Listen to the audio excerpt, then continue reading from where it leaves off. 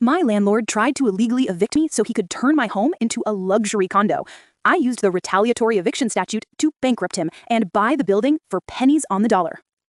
I lived in a historic brick building in downtown Chicago for 5 years. It was rent-controlled, meaning my rent was significantly below market value.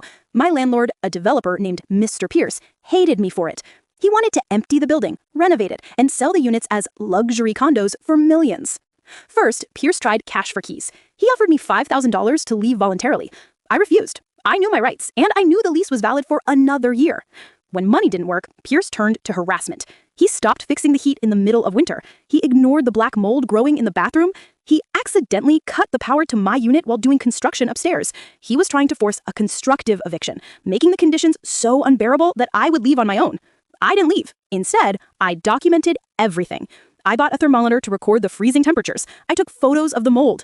And then I filed a formal complaint with the Department of Buildings and Housing. The city inspector came out the next day.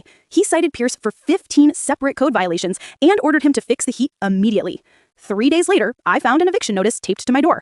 It stated I was being evicted for nuisance and lease violations. Pierce thought he had won. He thought he could bully me out, but he had just walked into a massive legal trap.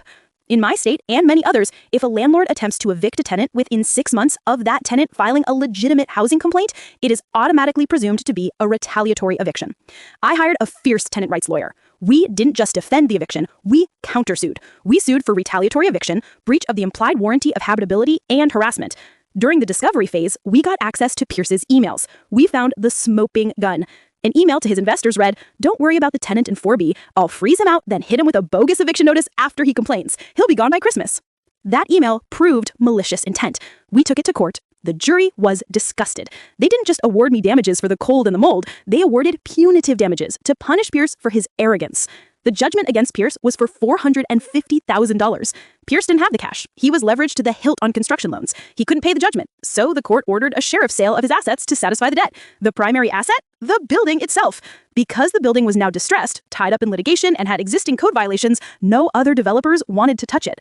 I formed a limited liability company with 3 other tenants in the building. We used our settlement money as the down payment and bid on the building at the auction. We won. We bought the building for a fraction of its potential value. We fired the management company, fixed the heat, and converted the building into a tenant-owned co-op. Mr. Pierce lost his investment, his reputation, and his property. He tried to flip my apartment, but the law flipped him instead. I now own the apartment I used to rent, and my mortgage is cheaper than my old rent. But Pierce's lawyer called me yesterday, threatening to appeal the decision, claiming the jury was biased against landlords. Do you think what I did was justice, or did I exploit the system to steal a man's property? I need to know if I should settle or fight the appeal. Tell me your verdict in the comments.